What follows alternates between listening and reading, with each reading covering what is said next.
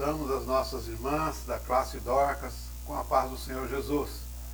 Hoje nós estaremos então na nossa aula virtual e a nossa lição de número 6, o profeta Elias e Eliseu, o seu sucessor.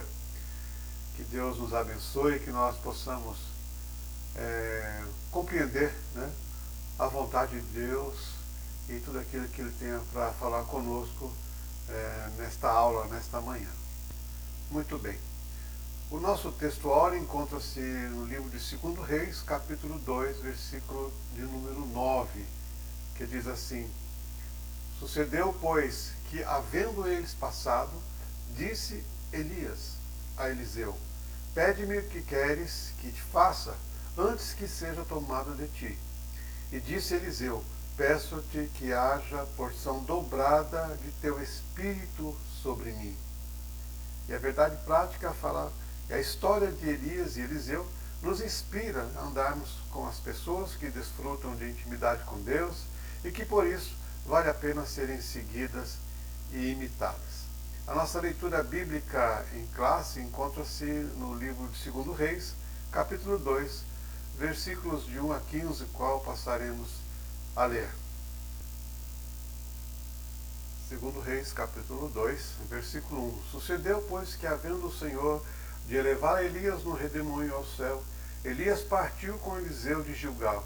E disse Elias a Eliseu: Fica-te aqui, porque o Senhor me enviou a Betel. Porém Eliseu disse: Vive o Senhor, e vive a tua alma, que te não deixarei. E assim foram a Betel. Então os filhos dos profetas que estavam em Betel saíram a Eliseu e lhe disseram: Sabes que o Senhor hoje tomará o teu senhor por de cima da tua cabeça? E ele disse: Também eu bem o sei, calai-vos.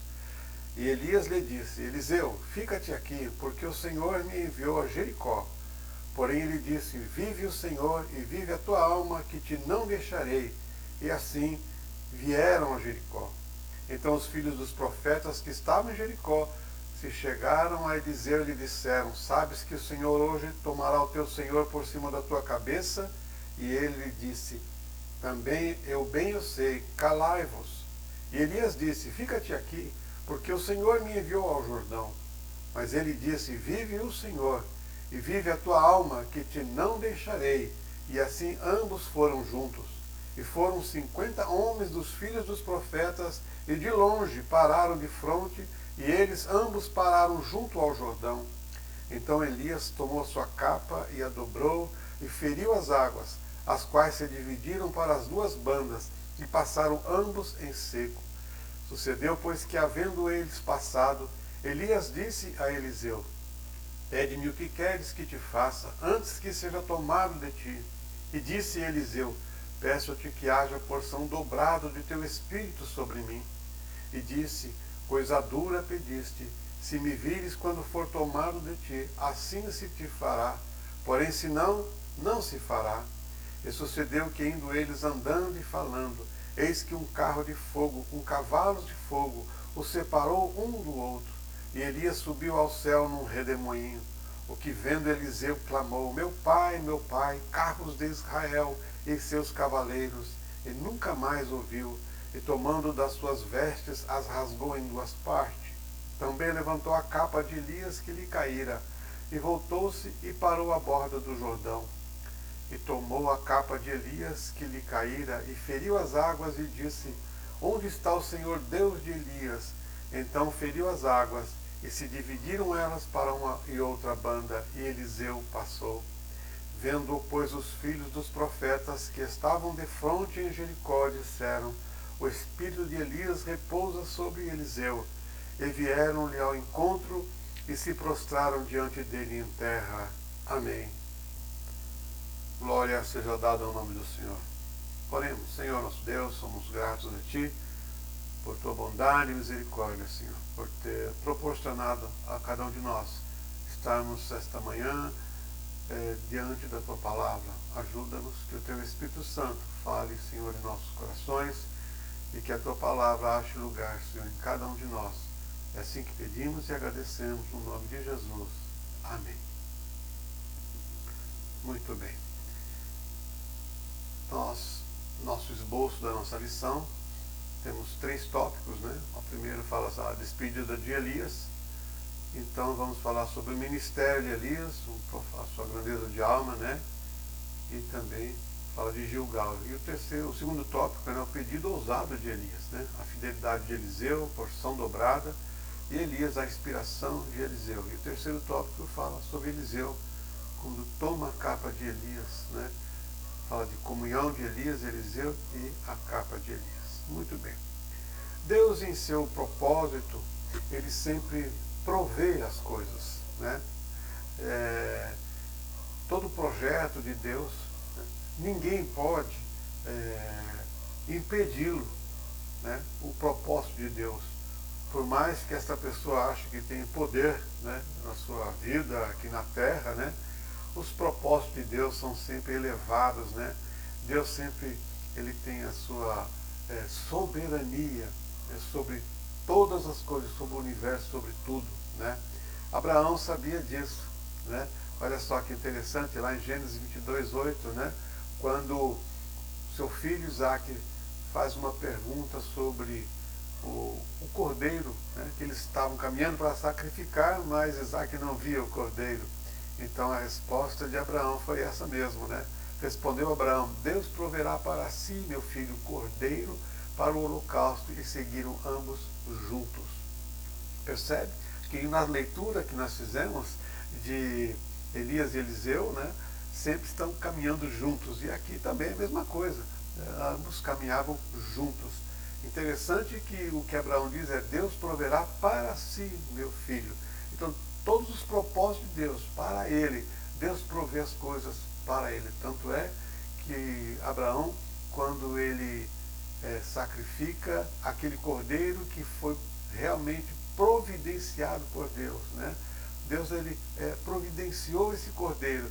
Então diz lá em Gênesis 22:14 que pôs Abraão então o nome àquele lugar: o Senhor proverá, Jeová Jiré, né? Daí dizer-se até o dia de hoje, né? No monte do Senhor se proverá. Então isto é graça.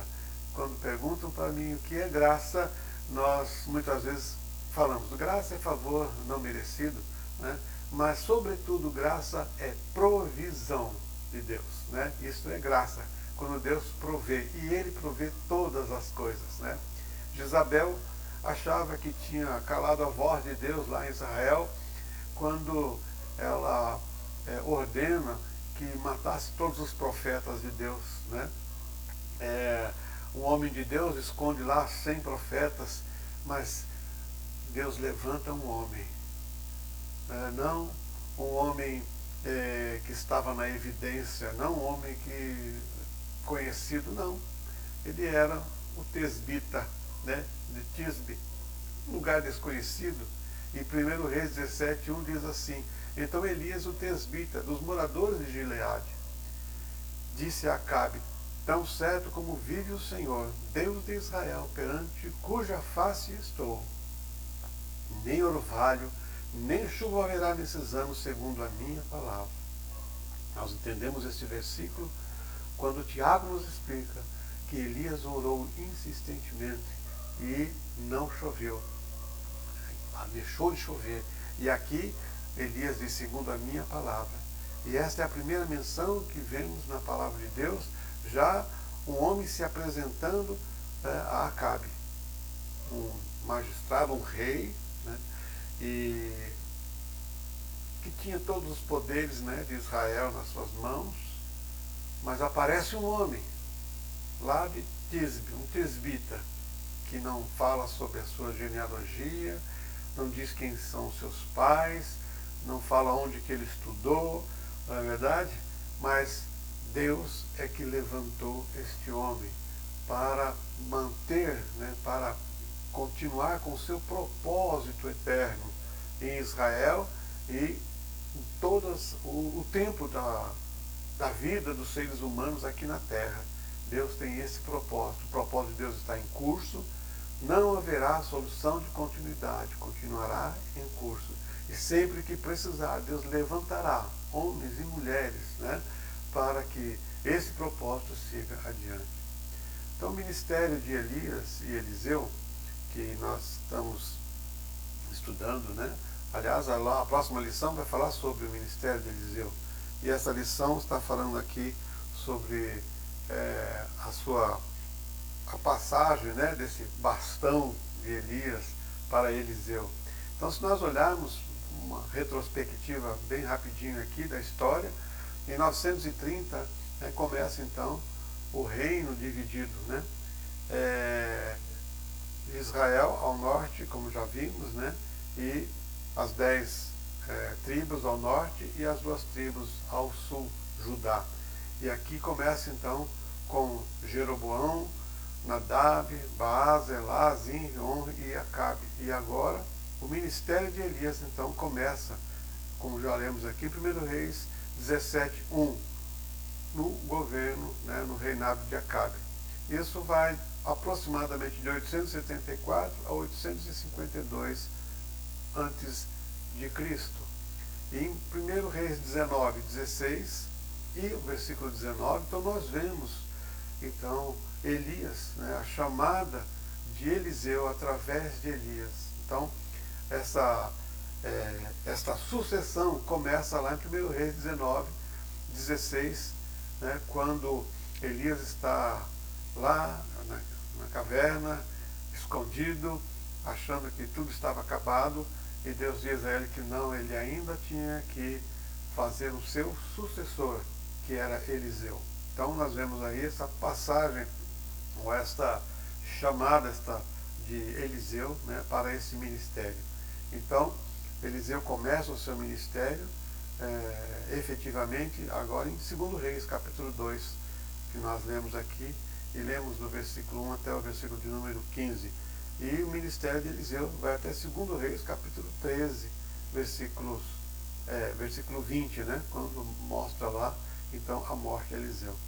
Então, vai de 852 até aproximadamente o ano de 800 a.C. Então, veja, Elias, ele profetizou durante o reinado de Acabe e Acasias, e Eliseu participou, né, junto com Elias, mas ele então efetivamente define o seu ministério no reinado de Jorão, Jeú, Joacás e Jeoás, né? Muito bem. A nossa lição fala sobre a despedida de Elias.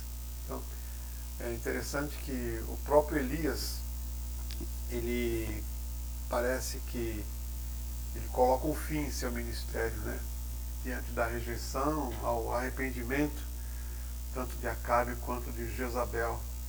Elias, como já vimos em lição passada, ele não consegue aceitar, depois de uma prova tão contundente, né, da soberania de Deus sobre todas as coisas, que Baal não era Deus coisa nenhuma, né, que era uma tremenda falsidade, e Elias esperava, né, que pelo menos houvesse uma rejeição, um arrependimento, né, e não rejeição a esse arrependimento. Mas Acabe e Jezabel, então, ela, em vez disso, ela piora, né, ela faz uma ameaça, então, a Elias. Então Elias acha, né, que tudo estava acabado. Olha só, ele diz assim: o que vendo ele se levantou e para escapar com vida se foi, e chegando a Berseba, que é de Judá, deixou ali o seu servo.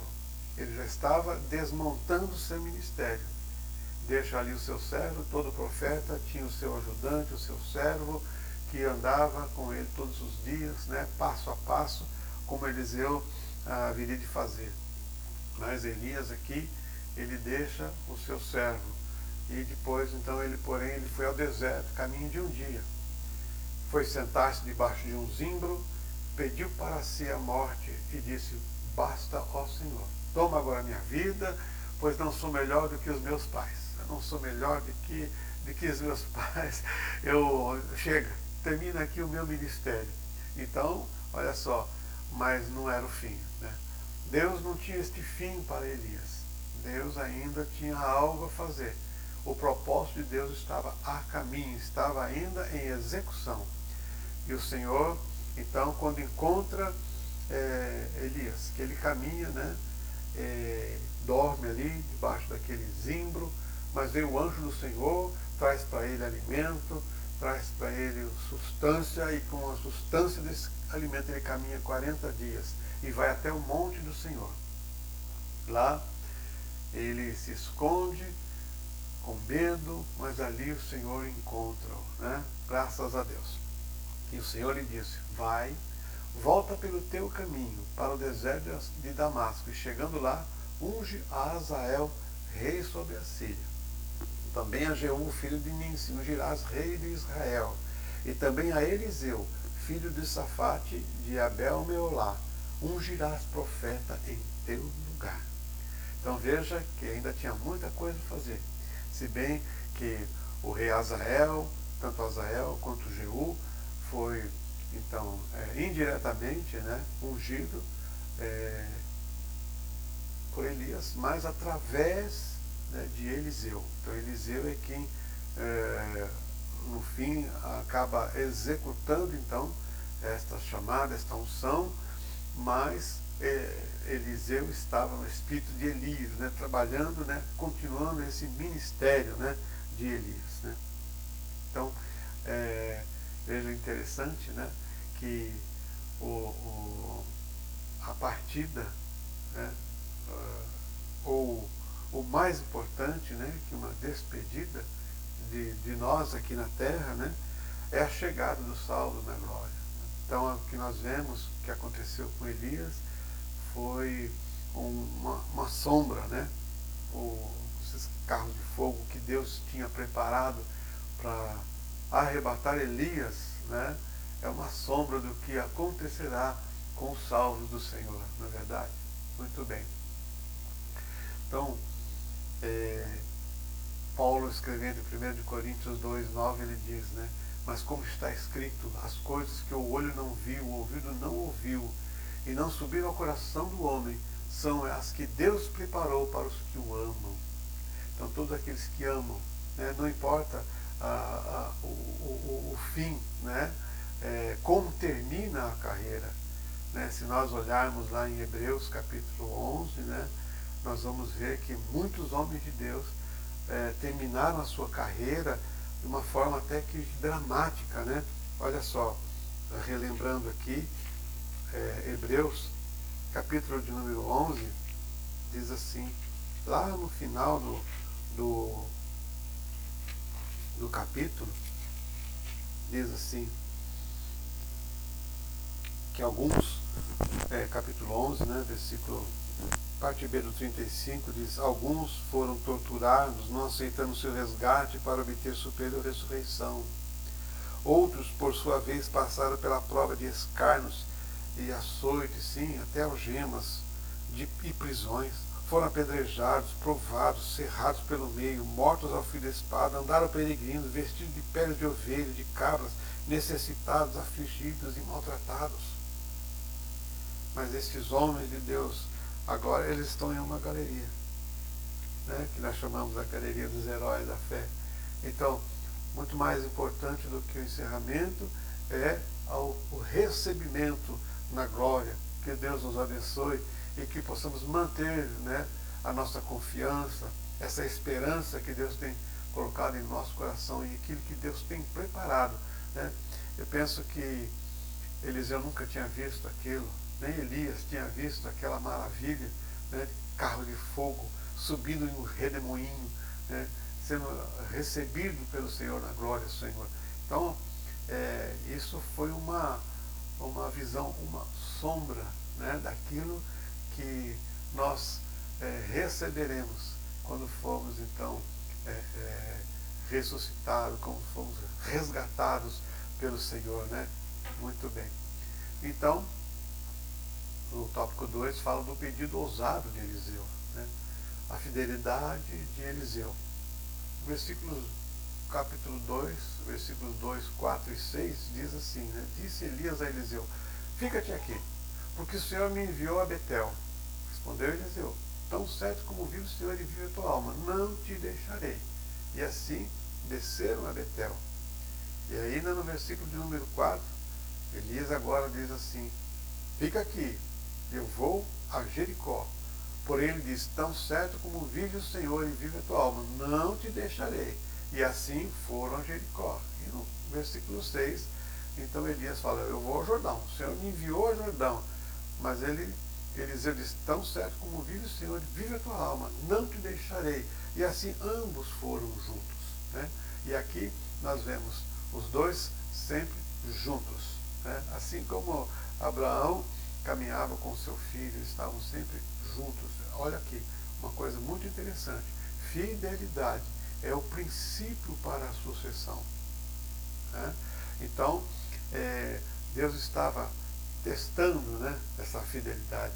E Jesus lembra isso, né, em sua parábola, lá em Lucas capítulo 15, do filho pródigo, né, quando o filho retorna e o filho mais velho reclama e não quer entrar na festa que o pai havia dado pelo resgate do seu filho. Então, e olha só, e o seu pai estava tentando convencer o seu filho, né, de entrar naquela festa.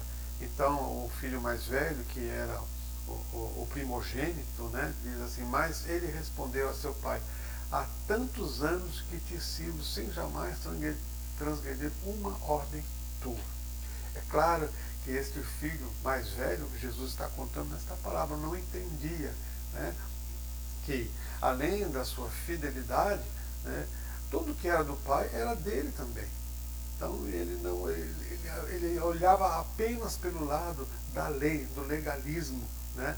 E não era isso que o seu pai queria incutir nele, né?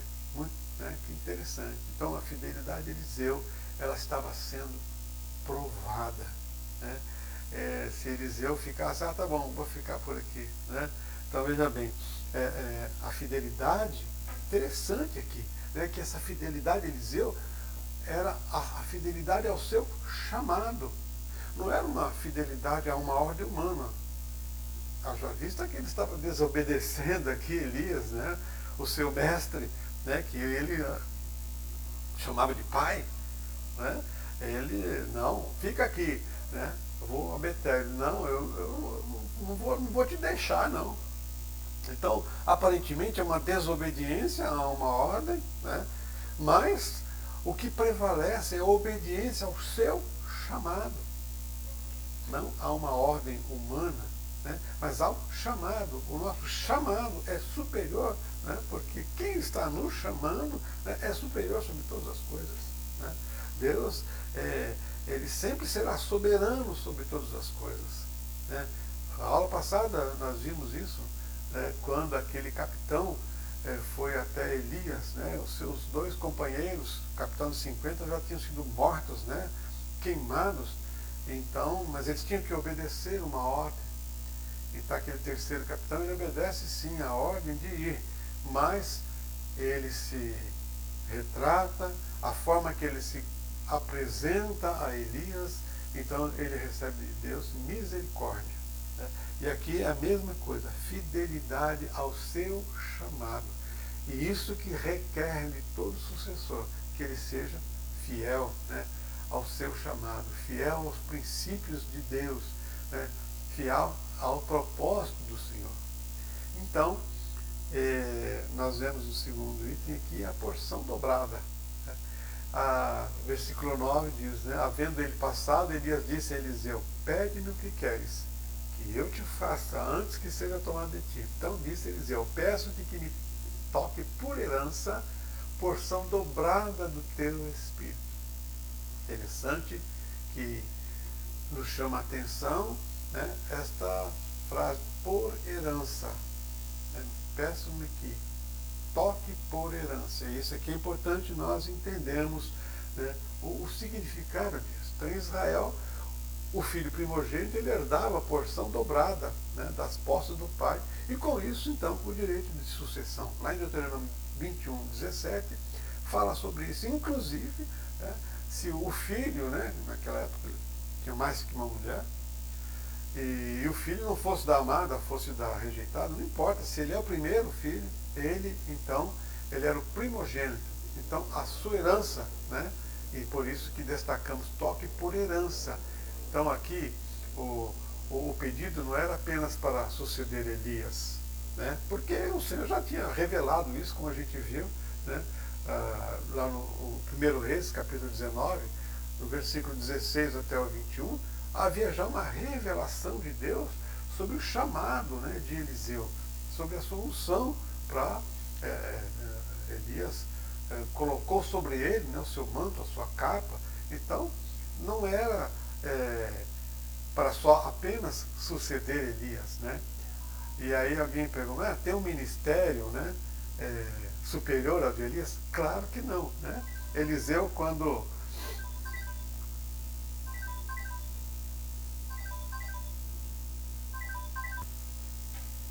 desculpa, o celular tocou, hoje é dia dos pais, né? E quero aproveitar aqui e parabenizar todos os pais, né? Que sejamos pais fiéis a Deus, fiéis ao propósito que Ele colocou em nosso coração, né? Então, ter um ministério superior ao de Elias não tinha sentido, né?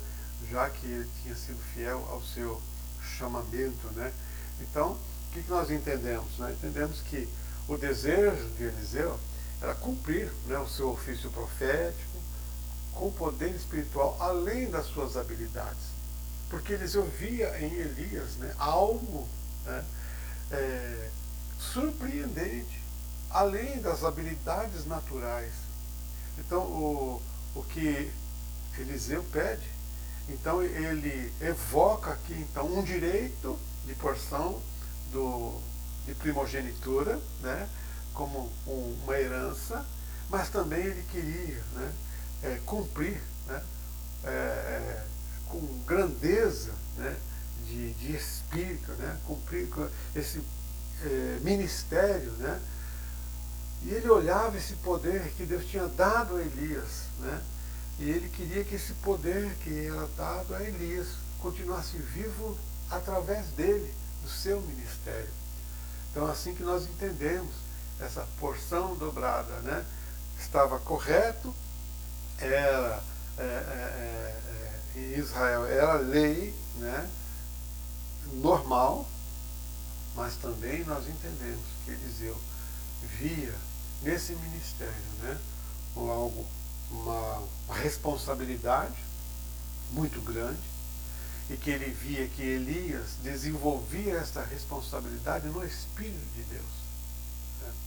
Então, Elias, no terceiro item, que é a inspiração de Eliseu, veja bem, no versículo 10 diz assim: tornou-lhe Elias, depois do pedido, né, dura coisa pediste. Todavia, se me vires quando for tomado de ti, assim se te fará. Porém, se não me vires, não se fará. Mais uma vez, aqui, denotando a fidelidade que deveria ter no coração de Eliseu. Elias não estava nas mãos ou no poder de Elias conceder a Eliseu, né, esse pedido. Mas então Elias transfere, né, para Deus. E aí, por isso que ele fala, todavia, se me vires, quando for tomado de ti, assim se te fará. Deus fará isso com você. É Deus que coloca esse poder, né? Se bem que, quando nós olhamos aquele quadro, né, nós vimos que o ministério de Eliseu foi praticamente o dobro, né, do tempo do ministério de Elias. A quantidade de reis que ele serviu ao Senhor também, e os milagres também, né? Elias tem pelo menos 8 milagres registrados, né? E Eliseu 16 milagres, né? Então, isso também nos chama a atenção, não é verdade? Então, como apenas o Senhor ele pode conceder esse poder espiritual, Elias coloca uma condição, né? Só essa condição: se você me ver quando eu for tomado de ti, então isso vai acontecer. Então não basta apenas seguir, na verdade, precisa prestar atenção, né? Olha só, nesse texto, irmãos, Paulo falando em Filipenses 3,17, irmãos, sede imitadores meus e observai os que andam segundo o modelo que tendes em nós. Filipenses 3,17. O tópico 3 fala de Eliseu, ele toma a capa de Elias, né? Então a comunhão de Elias e Eliseu, e a gente vê isso no versículo 11 e o 12, a parte A. indo eles andando e falando, eis que um carro de fogo com cavalos de fogo os separou um do outro, e Elias subiu ao céu num redemoinho. O que vendo Eliseu clamou, meu pai, carros de Israel e seus cavaleiros. E aqui o fato deles estarem andando e falando denota a comunhão, denota a amizade, denota a dependência de Eliseu, né, sobre Elias. Eliseu dependia de Elias. Elias estava instruindo Eliseu. E não tem outra forma de instruir se não for andar juntos. Este é o princípio que Deus colocou lá em Deuteronômio, para ensinar os filhos. É andando, se levantando, é saindo, é entrando juntos, né? Então, e somente o carro de fogo, então, que precisou para separar um do outro, né? Já que Elias deveria ser assunto ao céu, né? No redemoinho. Né? Graças a Deus por isso. Então a comunhão no corpo de Cristo, ela é fundamental. Fundamental. Né? Então veja, diz assim, o que temos visto e ouvidos, anunciamos também a vós outros, para que vós igualmente mantenhais comunhão conosco. João está nos instruindo. Ora, a nossa comunhão é com o Pai e com seu Filho Jesus. Se porém andarmos na luz, como Ele está na luz, mantemos comunhão uns com os outros, e o sangue de Jesus, seu Filho, nos purifica de todo pecado. Percebe que lá no versículo 11, indo eles andando e falando, e agora João está dizendo aqui, que se porém andarmos na luz, o que é andar na luz? É andar em Cristo, em comunhão com o Pai e comunhão com o Filho. Então veja que a necessidade dessa comunhão começa, né, andarmos na luz, andarmos debaixo desta luz gloriosa. Né? Aí então, como Ele está na luz, aí mantemos comunhão uns com os outros, e o sangue de Jesus, seu Filho, nos purifica de todo pecado. Tudo é resolvido. Né? E o que vendo Eliseu, ele chamou meu pai, meu pai. Esta forma de chamar meu pai era uma maneira muito respeitosa, né, que os discípulos dos profetas chamavam seus mestres, né, de meu pai, meu pai. E aqui Eliseu honra então Elias, né, com esse tratamento, né, apesar de estar sendo retirado, separado dele, ele, em suas últimas palavras ao seu mestre Elias, né, ele diz meu pai, mas da forma tão honrosa de tratar, no caso, os mais velhos, né, e também o seu mestre. Né. Muito bem, a capa de Elias, então, versículo 13 e 14, nós vemos então que levantou o manto de Elias, que lhe deixara cair, né, e voltando-se, pôs-se à borda do Jordão. Manto ou capa, né, dependendo da tradução, da versão. Então tomou o manto que Elias lhe deixara cair, feriu as águas e disse, onde está o Senhor Deus de Elias? Quando feriu ele as águas, elas se dividiram para um e outro lado, e ele passou. E olha só, a posse, né, da capa ou manto de Elias, então confirma Eliseu como legítimo sucessor de Elias. E isso ele foi reconhecido publicamente, né, porque nós vemos no último versículo da nossa leitura bíblica, que é o 15, que diz, vendo, pois, os discípulos dos profetas que estavam de frente a Jericó, disseram, o espírito de Elias repousa sobre Eliseu. Vieram-lhe ao encontro e se prostraram diante dele em terra. Veja como Deus trabalha, né, de uma forma tão maravilhosa. E na nossa conclusão, o que temos a dizer, que é o que identifica o profeta de Deus, como diz o nosso comentarista. Não é o uso de capa, né, o uso de um título, né, o uso das suas capacitações, né, mas é o seu modo de viver, é as suas virtudes, é o seu comportamento, é as suas reações, né, diante de tantas coisas. O exemplo de Eliseu deve nos espelhar em homens, né, e mulheres de Deus que sejam genuinamente imitadores de Cristo, como Paulo falou, né? Sede meus imitadores, assim como eu sou de Cristo. Então, tem homens e mulheres de Deus, né? Que são espelhos, modelos, né? E não apenas isso, nós precisamos também ser exemplo para os outros, né? Como diz Paulo, refletindo a imagem do Senhor, não somente nas palavras, mas principalmente no nosso comportamento, as nossas ações, né? Como nós já dissemos, as nossas reações e o nosso comportamento.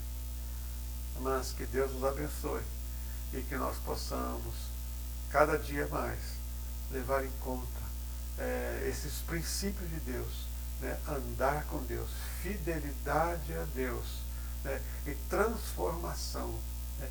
Aceitar que o velho homem foi crucificado, porque lá em Colossenses 1 diz assim que o Senhor nos libertou do império das trevas e nos transportou para o reino do Filho do seu amor.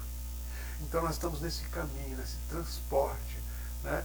Que Deus nesse caminho possa nos ajudar a cada dia, que possamos refletir a glória de Deus em nossas vidas. Que Deus nos abençoe. Amém.